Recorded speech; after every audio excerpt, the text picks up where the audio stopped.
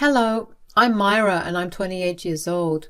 I'm living really comfortably right now, and it's no thanks to my ex-husband and mother-in-law. Before I get entirely into the story, let me tell you about how I met my ex-husband, Max. Max and I met in high school. We were juniors when we first met, but we didn't start properly dating until we were at the end of our senior year. I know a lot of people wouldn't get into a relationship at that point considering college and all that, but luckily Max and I planned to go to the same university. Max was the perfect guy for me. He understood me like no one else did, and I genuinely thought that I was the luckiest girl alive. We shared everything together and we never really had any fights. After we graduated college, Max decided it was time for me to meet his mom. Not only because we had been dating for so long, but also because we were going to move in together.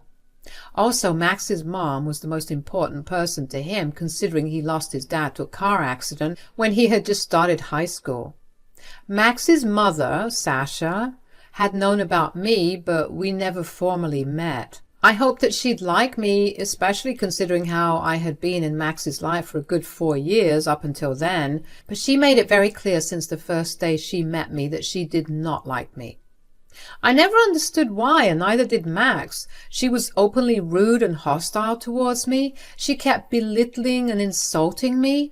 Whenever Max spoke up for me, she would get even angrier. Max and I decided that it would be best for me to limit interactions with his mother because the way she was treating me was beginning to affect me. Aside from that, I got a really good job straight out of college.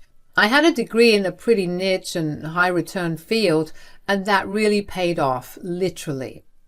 Max, on the other hand, wasn't as privileged as I was. He earned a pretty average amount, and I had no problem footing most of our expenses. We divided our contributions based on our income, and we were happy. After about 3 years of focusing on our careers, Max proposed to me and we got married the following year. It was the happiest and most wonderful day of my life. Of course, Sasha did say some mean things, and she did try to sabotage the wedding, but we had security to handle that for us. About 6 months after we got married, Max and I decided to buy an apartment of our own. We could have bought a house, but I did not want to be stuck paying off a mortgage for years to come when I could just buy an apartment without having to worry about paying anything back. I had saved up more than enough money to buy a nice 2-story apartment. Of course, Max also did contribute whatever he could, and before we knew it, we were setting foot in our very own apartment. We took our time furnishing it to our liking, and once we were nicely settled in, we decided to have some guests over. We invited our parents along with our siblings and their families for a little housewarming party. I was super happy to see everyone there. Everything was going well until Max and I happened to have a conversation with Sasha. "This is a nice place." "I know, right? It's really nice that we get to live here." "So how much in mortgage are you guys paying?" "Oh, we were able to save up more than enough to purchase this apartment for ourselves." "What? How did you do that?" "Well, I contributed some, but really Myra's the one who had the means to do it." "Really? How come?" "Well, she earns about 4 times what I do. She was able to put away a lot more savings than I was able to."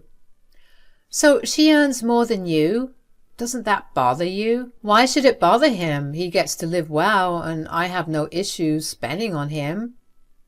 "It is the duty of the man of the house to provide for the family. It's disgusting that you're the one doing the role of the man."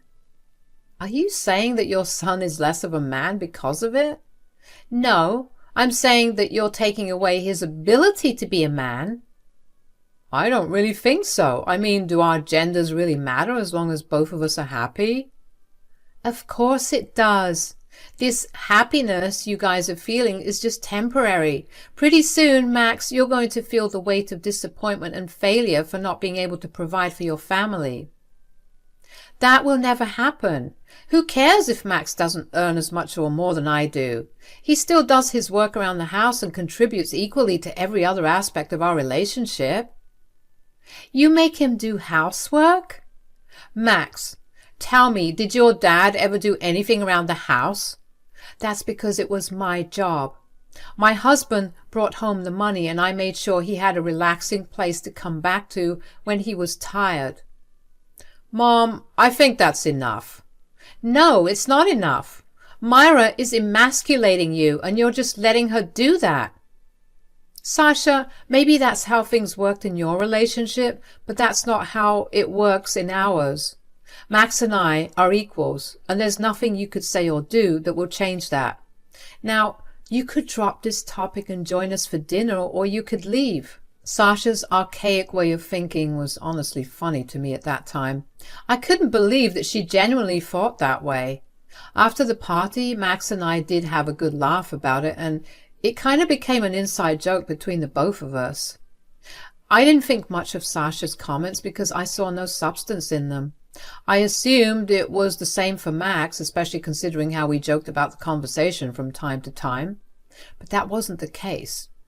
A good 2 months had passed since that conversation, and it began to eat away at him. Besides, I'm sure that whenever he called or visited Sasha, she must have reiterated the same things to him over and over again until that was all he could think about. I know that much because one weekend Max and I were relaxing in bed when I remembered that I wanted to invest in something to further grow my money, so I asked him about it. So, I'm thinking of investing in something. Do you have any ideas? I don't know. Well, you have a lot of finance friends. Could you maybe ask them for an opinion? I don't know. What's going on? Is everything okay? Yeah. Okay. It's clearly not. You're not talking to me properly. Do you want to talk about it? I don't know. Max, I can't read your mind. You either tell me what's going on or behave right. I just don't like how you're flaunting your money. Flaunting my money? What do you mean? I get it. You have a lot of money. Every other day you want to buy something or do something expensive. It's disheartening. It makes me feel worthless. Whoa. Where is this coming from? Is this because of what your mother said that time she came over? I just couldn't help but think about it. It feels like you enjoy lording your money over me. I'm really sorry that I made you feel that way, but can I just say that I have never once tried to do that. I only do things that make us both happy, and I never expect you to pay for anything or do anything that you can't afford. Exactly. You don't expect anything from me because you know I can't give you what you want. Max, I don't want anything from you except for your company. I just want you by my side. And I want you to have fun with me. How can I have fun when I constantly see you pay for everything? I feel pathetic. Well, what do you want to do about it? I want us to split everything equally. I want us to go on more affordable dates. I want us to live in an equal manner. But Max, I take on the brunt of the bills because you won't have any fun money to spend if we do it equally. That's only because you want everything to be expensive. If we live properly, I'll be able to afford everything. All right, if that's what you want. I was confused because I didn't understand why Max should voluntarily put himself through hardships. I wanted nothing more than to rationalize things with him, but he seemed hell-bent on being my equal. It hurt to see how he was slowly changing, but I'd hoped that by giving him what he wanted, he'd realize he was wrong and he'd come back to me. The next few months were pretty good for me. My budget got freed up by a lot, and I had more money to spend on whatever I liked. Obviously, I did not do that, at least not in front of Max. I figured that would only add more fuel to the fire, so I either saved that money up or found places to invest it in. As for Max, he was struggling. He was barely eating because he had no money to spare for the food at the end of the month, even though I always made sure our fridge and pantry was stocked with food to eat. He refused to touch anything that I bought. It infuriated me, but I let things go. I never approached Max because I expected him to come to me just like he had when he wanted the new arrangement. However, instead of Max, Sasha called me while I was at work one day. "Hello, Sasha. Is everything all right?"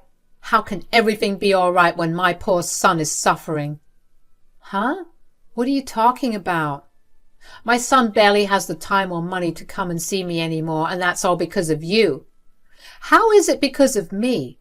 He asked me to split everything equally, and that's what we've been following for the last few months."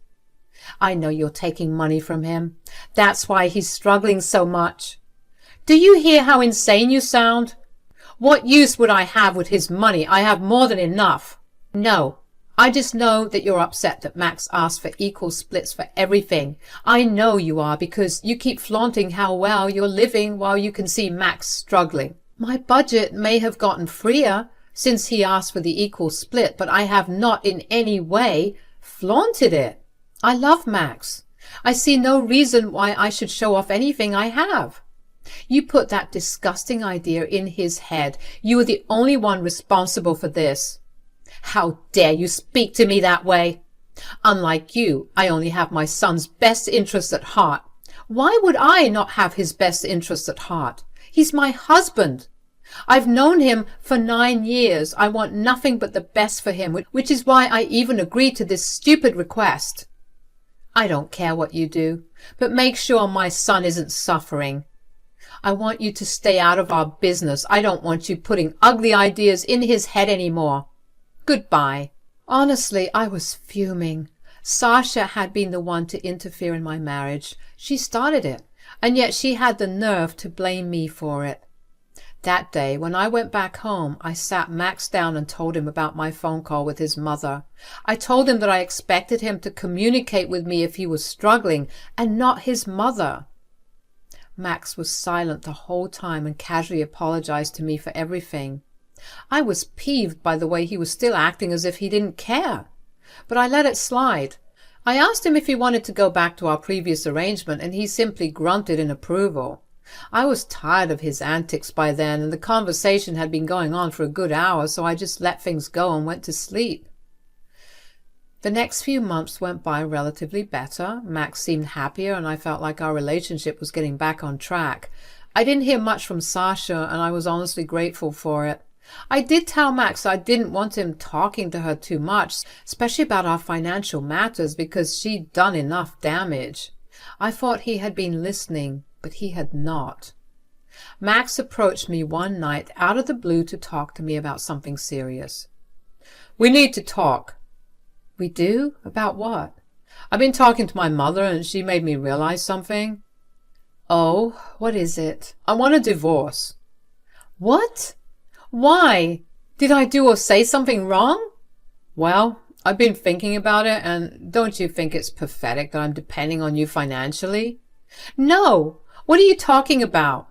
"Myra, I'm the man of the house. It should be up to me to provide for you, not the other way around." "Does it really matter who's providing for us when both of us are living happily and comfortably?" "We may be content with it, but don't you see how it might look to people outside? All of my friends are the sole or main providers for their family. I'm like some pathetic loser who depends on his wife for an allowance to even go out." "First of all, we live in the 21st century. No one thinks like that. Secondly, none of your friends are living comfortably. They're all living paycheck to paycheck. Every time you come back home, you tell me about how all your friends complained about their living situations while you sat and mum. Don't you see how much of a privilege it was to do that?" "Who cares? Do you know how many insults I've had to hear because I was a wife's pet?" "So you're going to divorce me because I earn too much?" "No, it's because you're making me look like less of a man. That's something I will not stand for." "Wow. And you're telling me this is because of something your mother said?" "Well, she just opened my eyes to the reality that I was living in. It just hit me how pathetic I looked. And I never want to keep living like this." "Do you think we could go for counseling? Maybe we could talk about it in depth and work through it." "Absolutely not. I want to get out of this relationship, and there's nothing you can do or say that will change my mind." "Okay, then." I was heartbroken.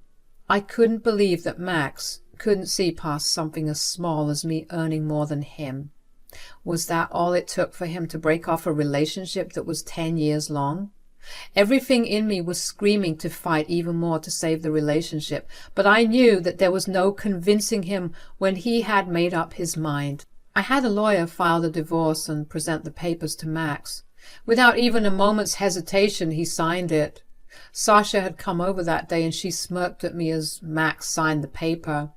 I couldn't help but think about how Sasha would be the reason for Max's suffering in the future. A part of me hoped that Max would struggle just so he could see how good he had it with me, but I quickly got rid of those thoughts. I tried to leave the apartment to Max because I didn't want him to move back in with his mother, but he refused to take it. According to him, there would be no use divorcing me if he took the first thing I bought to flaunt my wealth to him. I was beyond heartbroken at that. It really was sad to see just how much Sasha's words got to him.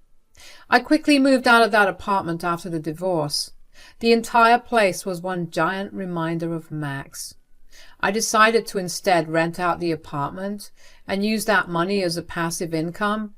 The universe, however, thought I deserved something good after the divorce because a month after it, I got promoted.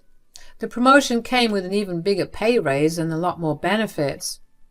After just 3 months of working, I was able to save up enough to buy myself a nice big mansion. The decision to buy it was purely because I had always wanted one. Of course I did make plans to buy it when I was with Max too. I just thought I could surprise him with it one day, but I'm so glad I didn't. I kept working harder and I lived as luxuriously as I could. I guess I just wanted to show myself just what I was capable of doing when I didn't have the guilt of having too much money weighing down on me. About 6 months after the divorce, I was surprised to see Sasha and Max at my door. Hi, Myra. Hey, Myra. What do you guys want? I see you're living pretty well. Well, I realized I was being held back and I just worked to my full potential. Listen, I just wanted to say I'm so sorry for everything that I did to us. Oh, well, the past is in the past. Is that all you came here for? Because I'm a little busy right now and I don't have time for you. There's no need to be rude, Myra. I think you've had enough say in my life. I don't want to hear anything more from you. Hey, please calm down. I get that you're still angry and upset with me, but please don't talk to my mother that way. I'm not angry or upset with you. I've learned to let go of everything that happened. But I am standing up for myself in a way that you never allowed me to do. If all you're here for is to berate me, I'm going to go. No, wait. We actually needed to talk to you about something. I'm giving you a minute to run through whatever you need to talk about. Well, after our divorce, I moved into Mom's place. I thought I'd be living a free man, but I actually struggled a lot. Mom's retired and she had no money to spare for me. I was living paycheck to paycheck and I never had any time for fun things like I used to when I was with you. I'm so sorry that I ever thought that I could live a better life away from you. I told you this would happen, but you refused to listen to me or see any reason. Instead, you wanted to listen to your mother. This is exactly what you deserve. How could I have known just how much you were helping my son? I was only doing what was best for him. I didn't want my son to be the butt of jokes among his friends. Right. So you'd rather see him struggle. I don't even think that was the reason you influenced him to leave me. You just didn't like me and you wanted me out. That's not the case, Myra. Listen, whatever's happened has happened. Could we please move past it? Could you please take me back? Why would I ever take you back? You've shown me what you're really like, and after staying away from you for just this short time, I've realized just how much I've been missing out on because I was always too scared of your fragile ego. It was not fragile. Look, we're struggling. Could you help us out a little, at least? You're living in a mansion. I'm sure you have some money to help us out. Sasha, you're part of the reason that Max doesn't have access to this luxury that I have. You have some audacity to ask me for help when you bullied me for years and tore apart my marriage? I have absolutely no obligation to help you out. Don't you have any sympathy for us? We were together for 10 years. Don't I mean something to you? Those are questions you should have asked yourself before asking for a divorce over something as stupid as me earning more than you. If you could throw away our relationship then, why can't I see no value in you anymore? I'm so glad my son left a horrible, selfish person like you. At least this selfish, horrible person isn't struggling enough to go begging their ex for help. Goodbye. The audacity that both of them had to come over and demand me to give them money surprised me. It had been a short enough time for them to realize how wrong they were, and I was glad that it hit them. I thought the first time that Max and I split our expenses equally would have taught him something, but he let his ego get in the way and he had no one to blame but himself. I built my life to where it was, no thanks to him, and there was no way that I was ever going to let him come back. Of course, Sasha and Max did not like how I responded to them. They told a lot of their relatives about me refusing to help them out, and I got a lot of calls and texts. I simply told them all that if they were so passionate about helping Max and Sasha, then they could help them out themselves. I was not bothered by them anymore. I've been happier ever since that conversation because I've grown so much, and I've shown myself what I was capable of. The old me would have felt bad and caved in, but I've realized my worth, and I know that I'm not someone who should be taken for granted. Besides, I deserve someone who has a better hold and understanding of their self-worth, someone who won't easily get influenced by others' ideals. For now, I'm going to take my time recovering and rediscovering myself. After all, I haven't been single since I turned 18. I'm going to enjoy my single life and splurge on all the best things that life has to offer. Thank you for listening to me.